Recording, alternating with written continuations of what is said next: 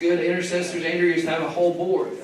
But it wasn't just 25 things listed up saying, God, I'm praying for Uncle Joe, I'm praying for Miss Bob, I'm praying for this, but there are people that get caught up in that because it feels like an obligation. So just like when you're meeting someone, you're just spewing off. But relationship connection with the Lord goes a whole lot deeper if we can say this word, Lord, what's on your heart today? And would you like to use me as someone to pray it out into the earth?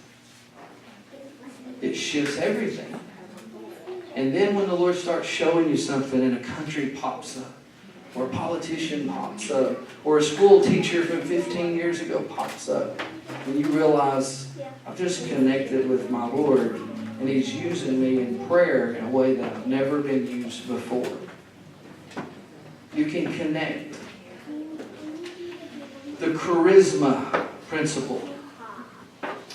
People are interested in the person who's interested in them. We all love ourselves, or at least we should. So it's easy to talk about ourselves. People are not uncomfortable talking about themselves. Proverbs 10:19, I don't think I put that up there, Andrew. If you keep talking, Proverbs 10:19, if you keep talking, how many of us are going to just say that at times? If you keep talking.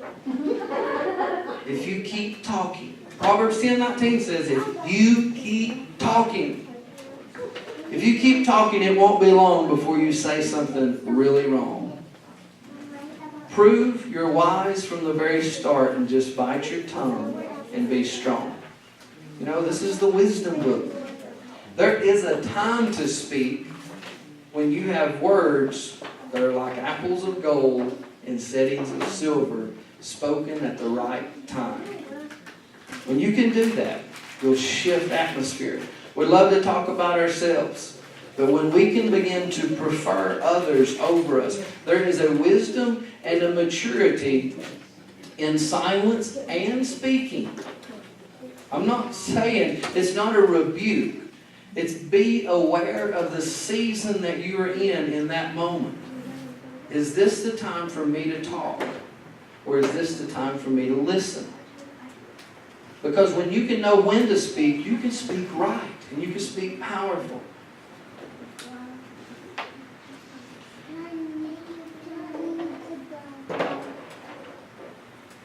Proverbs 10:8, you can see where I was at today. Proverbs. The heart of the wise will easily accept instruction. But those who do all the talking are too busy to listen and to learn. They'll just keep stumbling ahead into the mess they've created. Sometimes when I meet someone and I recognize it's divine, I recognize the Spirit of God has brought us together for something. Many times hurting people will continue to really talk a lot because it's a defense mechanism that says, I'm going to give you a lot of information so you don't come in deep. So they want to go really wide with very shallow words. And that's one way that you can begin to recognize hurt. Now, some people just like to talk. That's different. So I'm saying you have to understand spiritual discernment. Okay? But if someone many times is talking a lot of words and it's going really wide but very shallow, I'm going to listen for something. Because out of the abundance of the heart, our mouth will speak. So I'm listening for the heart condition to reveal itself. Because what is the anointing for? Jesus said, the anointing is upon me to do what? Heal the sick, cast out demons, raise the dead, so on and so forth. The anointing is always given to us to solve a problem in front of us. That's the real practical way. What's the preaching or proclamation of the gospel do? It fills a void where there's a lack of the gospel. What does the release of anointing of healing the sick do? It brings forth, there's the problem and the anointing is the solution. So when you're listening to someone talking, hear the story between the words. Activate the discernment. I'm not saying go to a conversation and be suspicious. I'm just saying be sensitive and be aware. And you hear that story And don't be afraid to go. Let me interrupt you just for a second.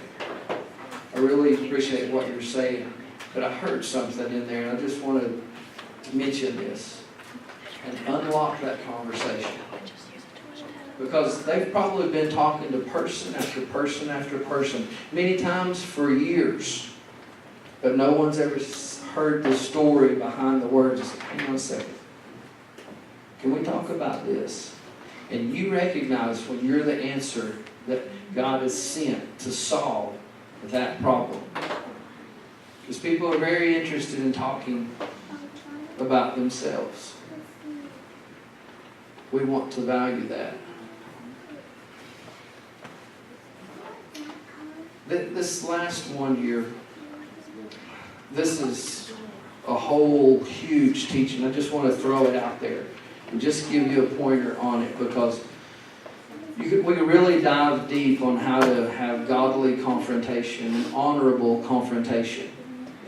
And that, going into it, honors the relationship more than it honors the event of confrontation.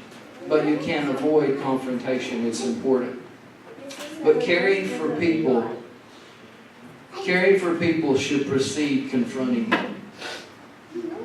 Sometimes in our own fears, our own insecurities, when we're having hard conversations, we go in with our defenses really on high.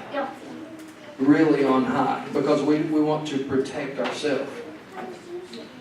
But if we can say, Lord, I'm going to trust you to be my protector, and I'm not going to go in with my defenses high. I'm going to go in and be vulnerable, but I'm going to trust you to protect my heart. But I want to give you, I'm asking you, Lord, give me wisdom that'll speak, that'll bring healing and grace into the situation. Because if you go in with your guns up, people are going to put theirs up, and we've already stepped farther than we should go. That next scripture, Andrea. So we know the story of Joseph, most of us inside and out. He went through hell and back. He was thrown into a pit. He was sold as a slave. He was accused of rape. He's put in prison. And his gift, the anointing, solved a problem, got him delivered from prison. Now he's in the palace and he solves another problem. And now he's governor of Egypt. Then his brothers come in because famine strikes the land.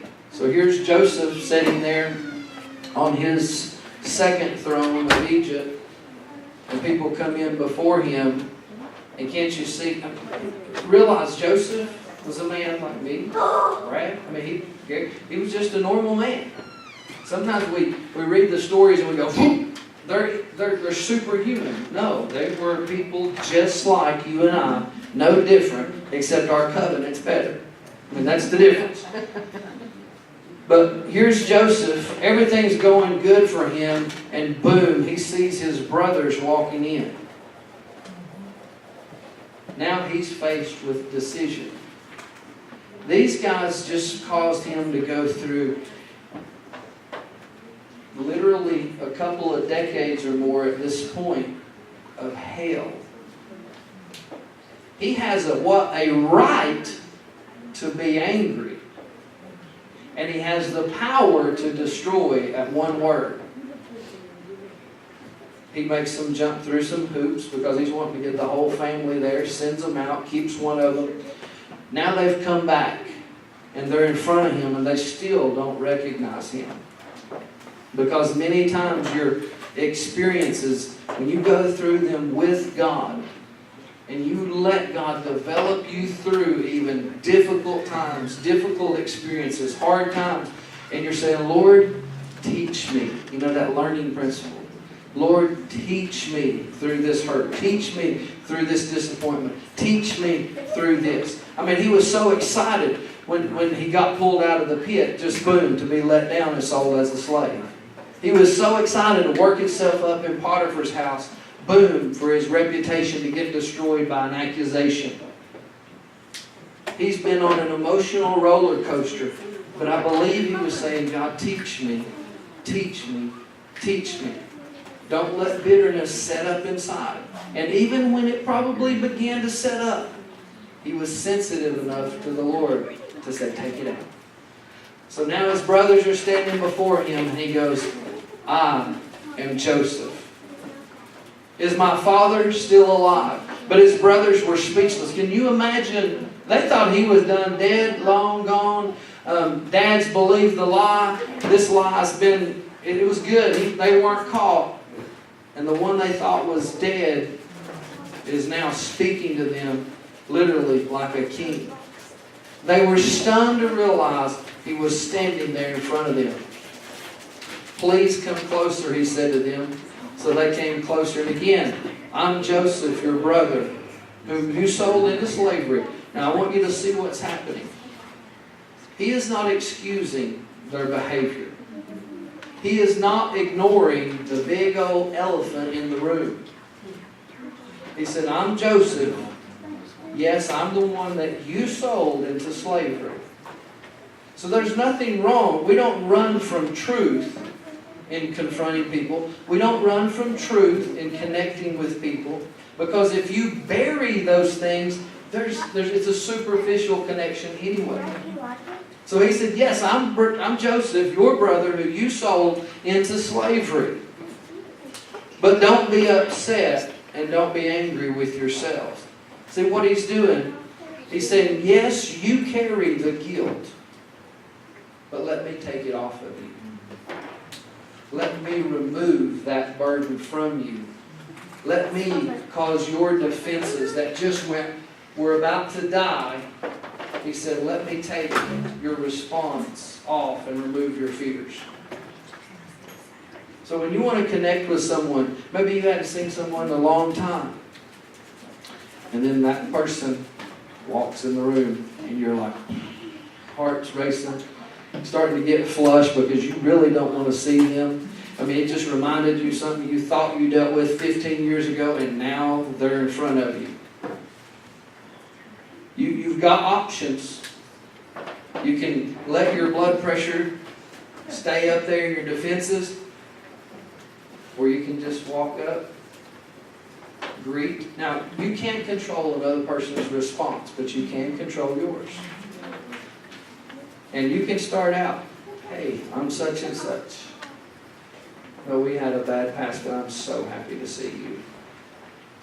And it's only do it if it's sincere. Don't fake it till you make it. Just, but let God. If you got to go to the bathroom and pray for 15 minutes first, and then come back out, that's okay.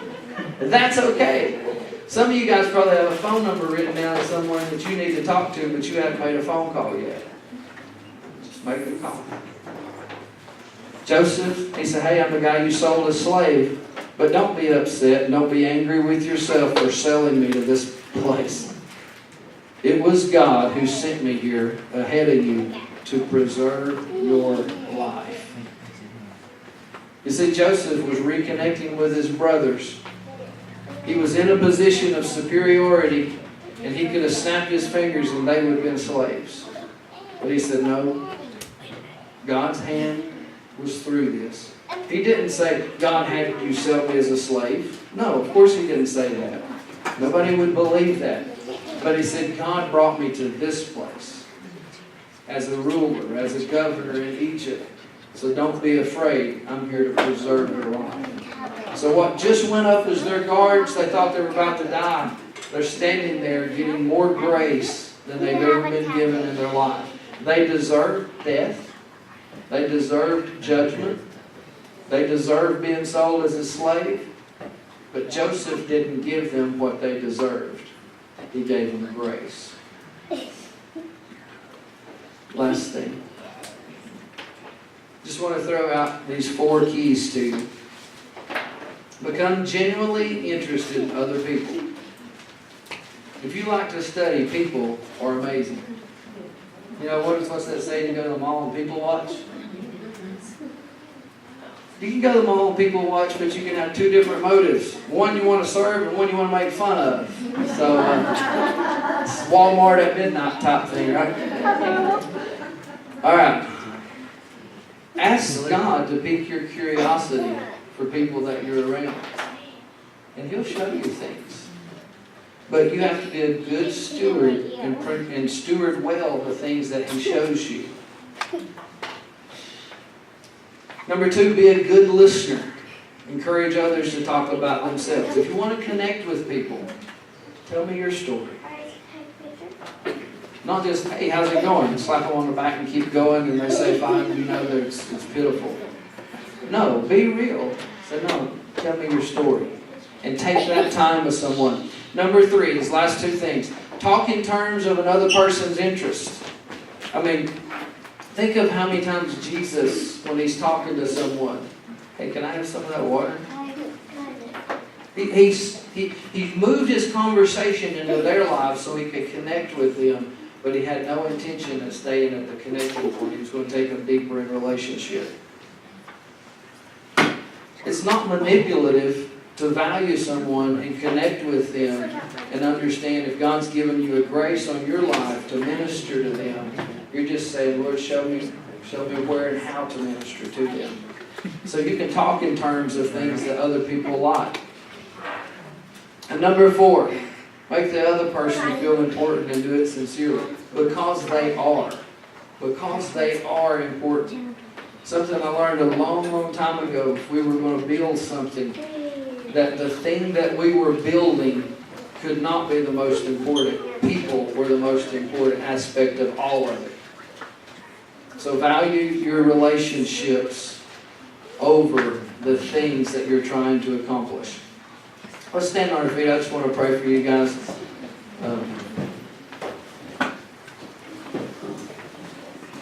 Again, a unique message, but if God is releasing a move of His Spirit across our region, across our county, across multiple counties, as I said before, revival can be messy. But if